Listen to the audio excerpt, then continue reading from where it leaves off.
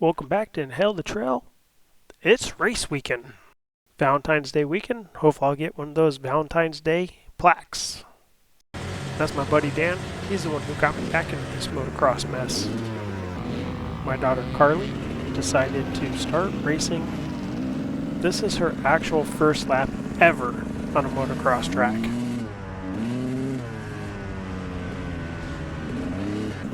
She's riding a 1993 XR80. It's the bike that keeps on going. I told her, there's going to be people who pass you, and the most important thing is just to stay in your lane. The last thing you want to do is go off a jump and go sideways and get hit by another bike. That turns into a bad news kind of day. It's definitely not easy to get out of your comfort zone and try something new. So I'm extremely proud of Carly for getting out here and just giving her a good rip. It's been about 15 years since she's been on a dirt bike. Last time she was riding a dirt bike, she had a PW50. She signed up to race in a women's class and also a big wheel pit bike class. She hasn't gotten too much riding time in between work and school. She's just going to come out and have a really good time.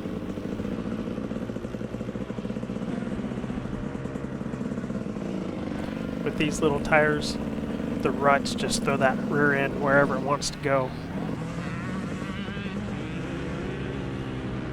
She's doing a really good job when these big bikes come by roaring with their motors.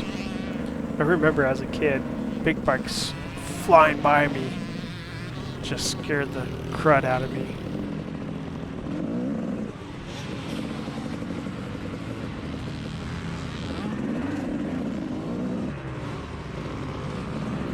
Here comes Dan ripping by on that 6 CR250.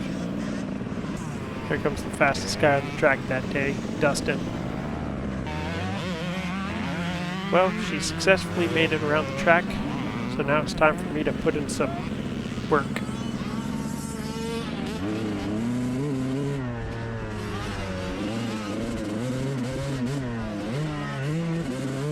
The conditions for this race couldn't have been better.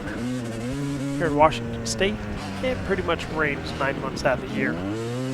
Coming from Colorado, I don't have a lot of mud racing experience. None. Actually, I have zero mud racing experience until I got here. After my last practice over at Riverdale, if you didn't see that video, it's up here in the corner. I had to get my springs resprung for my 2003 CR250 Let's Go Brandon edition. It was just way too soft, and every single jump, whether I was clearing it or not, was bottoming out my forks.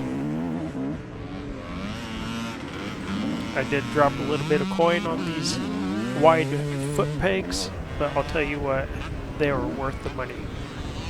Now when I say a little bit of coin, I'm not talking about those $300 titanium ones. They're literally like 53 bucks. But they make a world of difference. I think I went with the 54 millimeter wide ones. I'm pretty happy with them.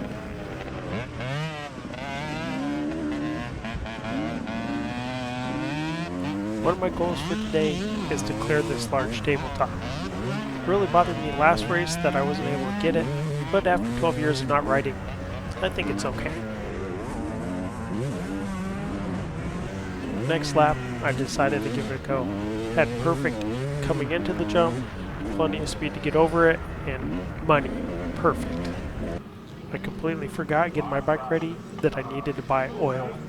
Text Dan the night before the race, told him, dude, I'm not going to have enough fuel for tomorrow. He said, don't worry about it, I got you.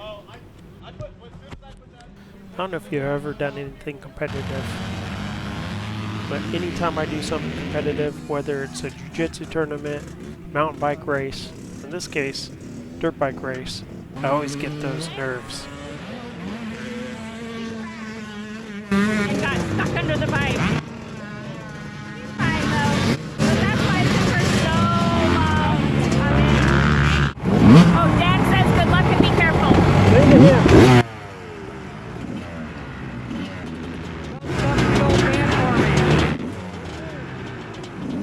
Alright, let's go. Waiting for the gate drop. Boom! Get a little sideways. Going to that, I think he's a Rev 1 kind of guy. Look at Dan, he got a great start right out in front of me. I'm stacked up here a little bit, but I go outside and boom. Got a good start after getting a little squirrely out the takeoff. I was able to get by Dan there. I'm pretty sure it has to do with his 50-50 mix of race gas. Without that, I would still be behind him.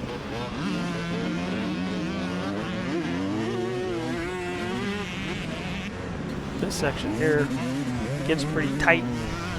Oh, look at that roost. Oh, that was sick.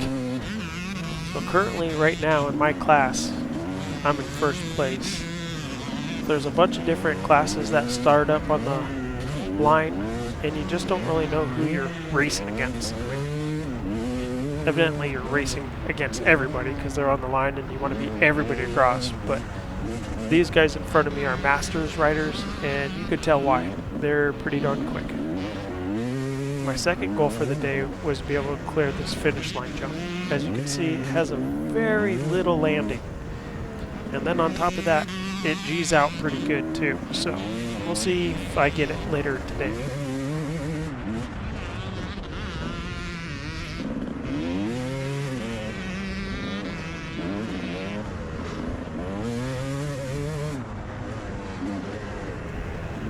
I thought I did a good job going through these series of corners here for the most part. Except one time I really screwed up, and you'll see that later in this series of videos. Before I got back into riding, I used to be a sit-down rider, so pretty much the bike would throw me every which way, and I just rode like that and I felt comfortable. But this year, I am really concentrating on standing up. And I have found that it is extremely beneficial to stand up and not have the bike throw you all over the place. The bike will just sort of dance underneath you, and I'm getting used to that. It takes a lot more, oh, nice roost again. Whoa, got a little squirrely there. That's all right, I recovered and nobody passed me. I've realized that it takes a lot more leg strength to squeeze together with your knees and your feet to hold on the bike, and standing away from the bike, I feel a little bit vulnerable, I guess, which is definitely sort of crazy because I ride standing up on my mountain bike and I'm never sitting down when I'm going over jumps or anything like that. So yep, didn't have the gonads to hit it that time. This corner right here is pretty tough. It's off camber, and then there's a bunch of braking bumps right going into this sweeping corner. When going through the video, I did take lap times from finish line to finish line, and I had a pretty consistent 90-something, 98 seconds or whatever it was, lap times throughout. So I thought that was pretty good that I kept it consistent throughout the whole racing. I only did the first 2 motos. After that, I'm hoping that I've gotten quicker, but as I edit those videos, I'll go ahead and see whether or not I got quicker, or I actually maintained the same, just felt a little smoother. Anxiety, man, that is tough to deal with, but once you get out on the mat, if you're doing jiu-jitsu or on the track or on the downhill mountain bike course, all that goes away, and the fun is just there. Thought I heard somebody back there. Oh, he's not clearing this jump, but he's super quick around the corners and stuff. I'll watch what he's doing. Oh, he's getting squirrely. Man, he's using that throttle. Not clearing that guy either. Neither am I. See if I can keep up with him.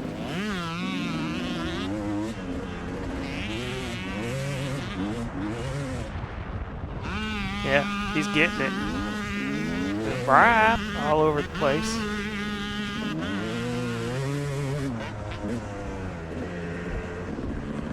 Well, here's my opportunity. And nope, gets it.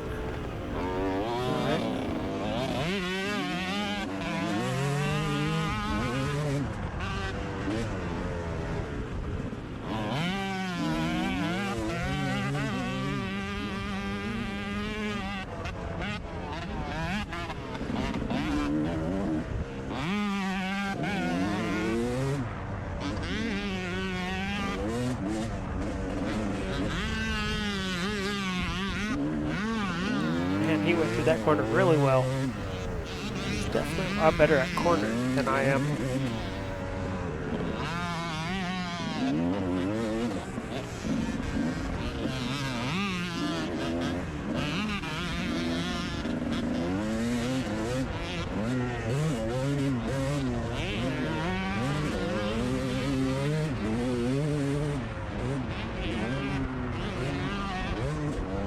Gosh darn it, why am I not clearing that jump again?